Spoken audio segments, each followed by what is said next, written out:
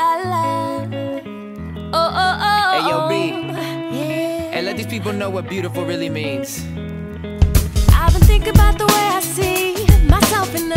That's right. Just can't understand why I say all those hurtful things about myself, my insecurities. They don't seem to just go away.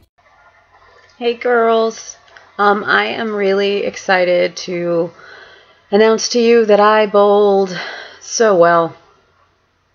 I think I may have beat all the guys. You know, I bowled.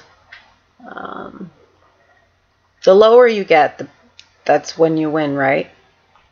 So I got a lot of holes in one, and it was great. You know, I hit the one, you know, and the hole and the side, and it was great. So I had a great bowling night. It was successful in my eyes, and it was fun. And those of you who did not come, you missed out. You know, Jen and Tabby and Cheyenne and our other girls who came and the leaders who came. We all had so much fun screaming, and pretty cool. Katie Rierick is a beast. She can really hit those balls hard. She could probably have played with the boys, but I think the girls wanted to. You know, she wanted to maybe make the girls feel a little better, whatever. Anyway, so we are going to read today Proverbs 31. This is one that most of you guys know of. We hear people refer to it as the Proverbs 31 woman, and it's pretty much the Bible standard for what a woman should be. So, so we will talk about that now. Again, let me know how you're doing. If you have a photo that you want to post on the Makeup Fast wall, do it. If you want to have a photo that you post on my wall, do it. Tag me in it. If there's a video you want to put up, something that you need to get off your heart, just do it. Because our week is ending, and it's kind of a special week in that we can share with each other a lot more than we usually do, and we're using our gadgets to do it. So why not? It's easy. So we're doing that, and I'm going to go to just a little tiny part of Proverbs 31. Although I will say, Proverbs, girls, if you have not dived into Proverbs gives me peace, because there's so much in these words that is wisdom, just complete wisdom. Wisdom to, you know, the parts of it say like, keep your mouth shut, you know, guard your mouth, you know, talking to yourself. Correct yourself. Love others before yourself. I mean, just different things. They like set you straight, and it sets other people straight. When you know that people need to be straightened out in your life, and God will give you that little pat on the back and like, listen, I got this under control. I see what's going on. Because, you know, sometimes you feel like the Lord doesn't see, but the Lord has it all under control. And when you read Proverbs, it really, if you read it, you'll see exactly what I mean. Talks about fools and gossip and just all sorts of wisdom, everyday practical wisdom. So read Proverbs every day. If you read one proverb a day, then it's the whole month. You can go through the whole month. I love doing that. It's great, fabulous. I usually can't just stay on one though. Anyway, so we are going to go into this one. Yeah, so it's talking about really a woman who's a Proverbs 31 woman with children and a family and all of that. But you guys are women, and in your own lives you have duties, and so this is going to refer to you as well. So at the very ending of this, it's actually the second to last verse. It says, "Charm is deceptive, and beauty does not last. But a woman who fears the Lord will be greatly praised. Reward her for all she has done. Let her deeds publicly declare her praise." So, charm is deceptive. Let's start with that. You know the way I like to slice these up and just talk about each part. Charm is deceptive. Forgive my sleepy eyes. I am sleepy. It's been a long week again. But I am hanging in there, and I love to be with you guys. I love to be at Pure. I love to be at church. I love to be you know, just around you girls. And so even though I'm a little tired, it's worth it. So allergies. Charm is deceptive and beauty does not last. So charm is deceptive. Let's start with that. Pretty straightforward. We're talking about, you know, in this verse, he's talking about what a woman should be. A true godly woman, what she should be. And it says in this verse, charm is deceptive.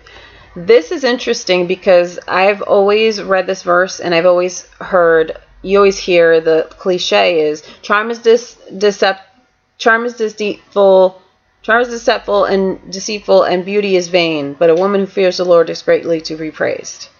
Right?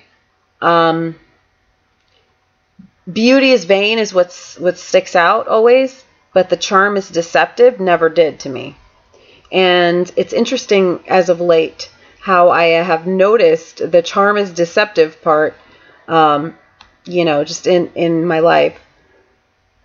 Women have the God-given ability a lot of times to be really charming. And charm is a good thing. A charm can make people feel welcomed. Charm can make people feel loved and embraced and just completely surrounded by love and welcomed into the family of God. Charm is a great thing to have, but it can be deceptive. And in other words, it can be used for good or evil, especially with women. You know, if you have that gift of charm, if you have that gift of getting friends really easy, getting along with women, you're a girl's girl. If that's your gift, use your gift wisely, because it can be deceptive. Sometimes when you're thinking that you're doing the right things by your friends and using your charm, and maybe in the long run, the big picture is maybe your friend's not right about their stance in a situation, then you could be inadvertently being involved in something that's not right. So just use your charm wisely, because it can be used to deceive. Women have done it for thousands of years. And to deceive, you know, in a way, an example of that would be like coming off really, really sweet and whatever and awesome, and I want to be your friend, and we're cool. We'll always be cool. But then as soon as that girl walks away, you know, you say things like, I can't stand her and she destroyed my life, and things like that. That's definitely charm being deceptive. You can use your good qualities for the Lord, or you can use it for evil. And if you are charming, use it for good. If you are, you know, beautiful, use that for good. You know, hug a person. There's every gift that God's given you can be used for good or evil. So our flesh makes us want to use it for evil, okay? But our spirit wants us to use it for good. So how can a naturally charming, bubbly, not shy, popular kind of girl, how can she use her charm to not deceive, to not be deceptive? She can just be genuinely welcoming, go after new kids that nobody knows, that walks in the door and says, hey, sit with me, you're welcome here, feel comfortable, be my friends. That's an example of Jesus in that, okay, in that gift. An example of not Jesus in that gift is, or charm being deceptive, is smiling in front of everybody else and then talking about the people behind their back. That's charm being deceptive. So no, that is no. That's not what we do. No. We are not focusing on the beauty that does not last. Okay, this is not lasting. 10 years ago, I looked different. I mean, not too much different. I'm not going to be all dramatic about it, but I am looking different, and that's okay. I'm embracing it. I'm embracing my age, although I'm not old yet. But yeah, it does not last. And a woman who fears the Lord will greatly be praised.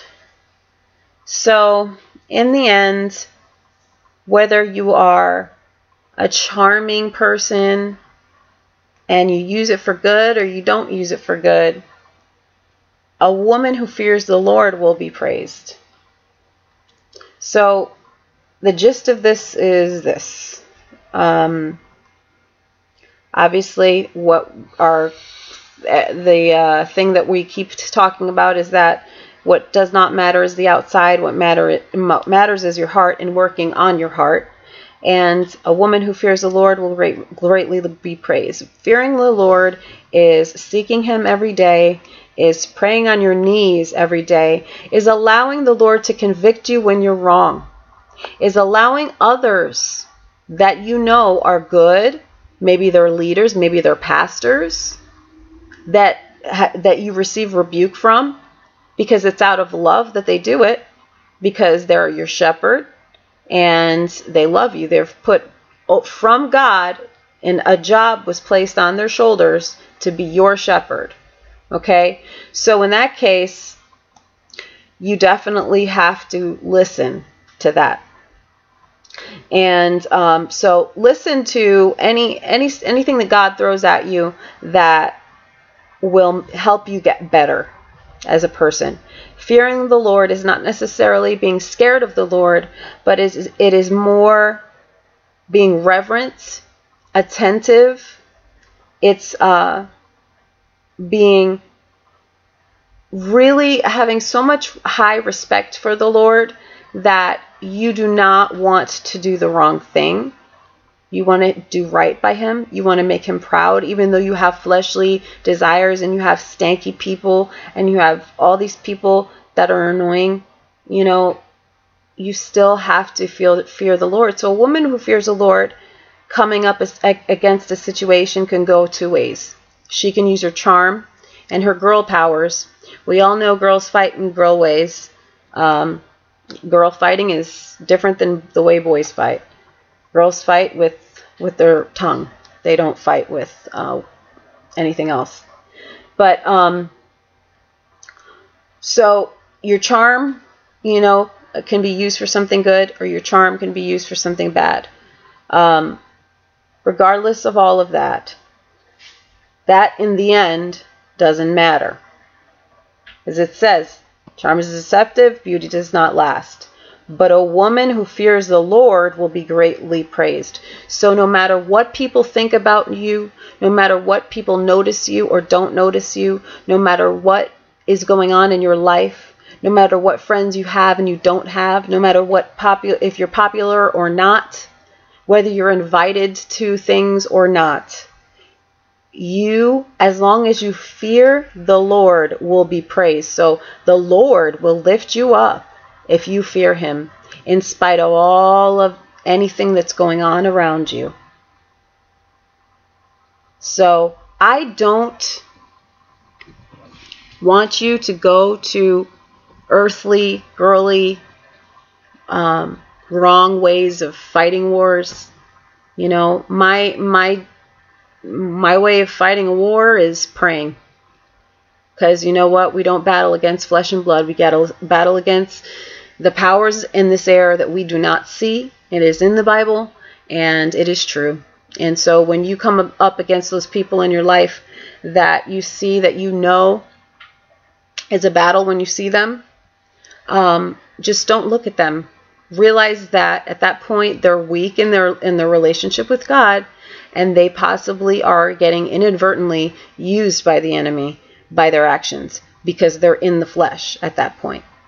So how do we respond to this? It's right here.